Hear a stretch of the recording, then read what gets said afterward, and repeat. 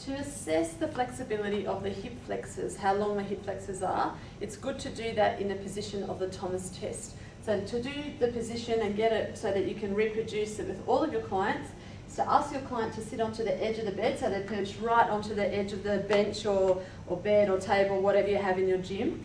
Slowly ask the person to come back down onto the table and bring the other leg into your chest and hold that leg into the chest.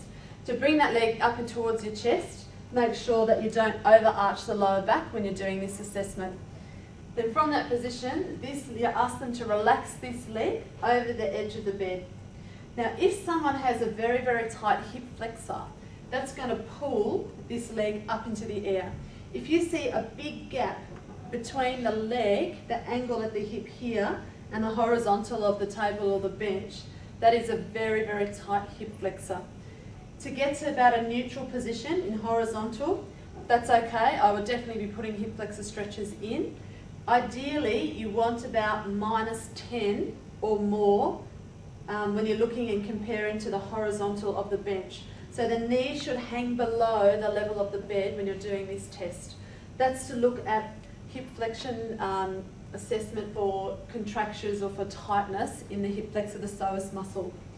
The other good thing about this assessment is it will also show you how tight the rectus femoris muscle, which is the quad muscle that comes down over the knee as well as over the hip.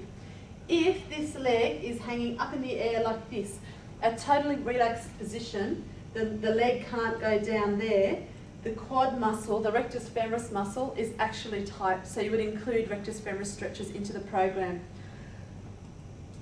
The other thing which you can also see from this test, which is really handy, is if there is a tight ITB running down the outside.